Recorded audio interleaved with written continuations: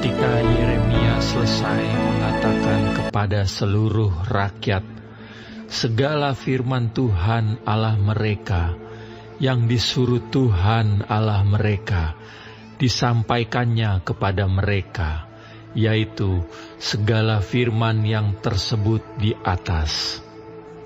Maka berkatalah Azaria bin Hosaya dan Yohanan bin Kareah serta semua orang congkak itu kepada Yeremia, "Engkau berkata bohong. Tuhan Allah kita tidak mengutus engkau untuk berkata, 'Janganlah pergi ke Mesir untuk tinggal sebagai orang asing di sana.' Tetapi Baruk bin Neria menghasut engkau terhadap kami dengan maksud untuk menyerahkan kami ke dalam tangan orang-orang Kasdim, supaya mereka membunuh kami dan mengangkut kami ke dalam pembuangan ke Babel." Demikianlah Yohanan bin Kareah dan semua perwira tentara serta seluruh rakyat tidak mau mendengarkan suara Tuhan untuk tinggal di tanah Yehuda. Lalu Yohanan bin Kareah dan semua perwira tentara itu mengumpulkan seluruh sisa Yehuda, yakni semua orang yang telah kembali dari antara segala bangsa, kemana mereka telah berserak-serak untuk menetap di tanah Yehuda. Laki-laki, perempuan, anak-anak, putri-putri raja, dan setiap orang yang telah dibiarkan Nebuzaradan, kepala pasukan pengawal, pada Gedalia bin Ahikam bin Safan, juga Nabi Yeremia dan Baruk bin Neria. Lalu mereka pergi ke tanah Mesir, sebab mereka tidak mau mendengarkan suara Tuhan. Maka sampailah mereka di Tahpanhes. Kemudian datanglah firman Tuhan kepada Yeremia di Tahpanhes, bunyinya, "Ambillah di tanganmu batu-batu besar, dan sembunyikanlah itu di tanah liat, dekat pintu masuk istana Firaun di Tahpanhes, di hadapan mata orang-orang Yehuda itu.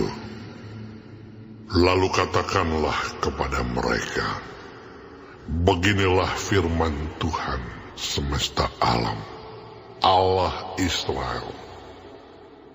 Sesungguhnya aku mengutus orang untuk menjemput Nebukadnezar, Raja Babel, hambaku itu, supaya ia mendirikan tahtanya di atas batu-batu yang telah kusuruh sembunyikan ini, dan membentangkan permadani kebesarannya di atasnya. Dan apabila ia datang, ia akan memukul tanah Mesir. Yang kemaut, kemautlah. Yang ketawanan, ketawananlah. Yang kepedang, kepedanglah. Ia akan menyalakan api di kuil-kuil para allah Mesir, dan akan membakar atau mengangkutnya sebagai tawanan. Dan ia akan membersihkan tanah Mesir dari kutu-kutu, seperti seorang gembala membersihkan pakaiannya dari kutu-kutu. Kemudian ia akan pergi dari sana tanpa gangguan. Ia akan memecahkan tugu-tugu berhala Bet-Shemesh yang ada di Mesir, dan akan menghanguskan kuil para allah Mesir itu dengan api.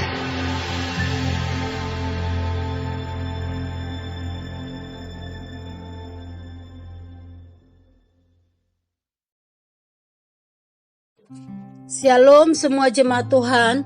Kembali kita di dalam pendalaman Alkitab Clearside. Sekarang kita sudah memasuki kitab Yeremia 43. Tuhan Yesus memberkati. Respon para pemimpin umat adalah penolakan mentah-mentah terhadap firman Allah. Mereka curiga akan maksud baik Tuhan maupun Yeremia. Orang yang sudah memiliki prasangka buruk terhadap Tuhan dan sesamanya biasanya tidak mudah untuk menghilangkannya, walaupun fakta menunjukkan bahwa prasangka itu tidak benar. Itu namanya a priori, sikap yang sulit diubah. Itulah yang terjadi dengan pemimpin umat Yehuda.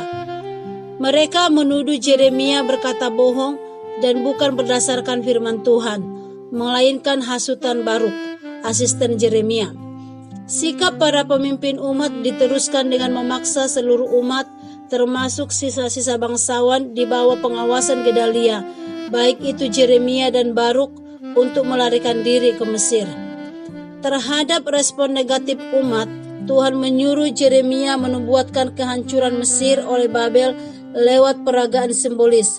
Batu-batu besar yang Yeremia sembunyikan di dekat pintu masuk istana Firaun di Tahpanhes akan digunakan sebagai dasar pembangunan istana Nebukadnezar di Mesir di dalam ayat 10. Mesir dengan ilah-ilah yang selama ini menjadi kekuatannya akan dihancurkan oleh Babel di dalam ayat 12.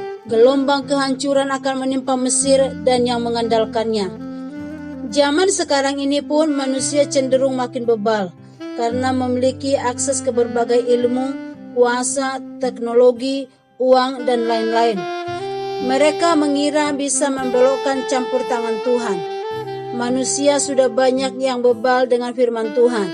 Karena itu kita harus selalu waspada. Jangan lupa bahwa Tuhan adalah pengendali sejarah. Ia berhak dan berkuasa menaklukkan perjalanan hidup siapapun. Firman-Nya pasti akan digenapi. Maka tidak ada jalan yang lain selain tunduk pada kehendak-Nya. Kiranya Tuhan menolong kita untuk tunduk dan taat kepada kehendak Tuhan. Amin. Tuhan Yesus memberkati.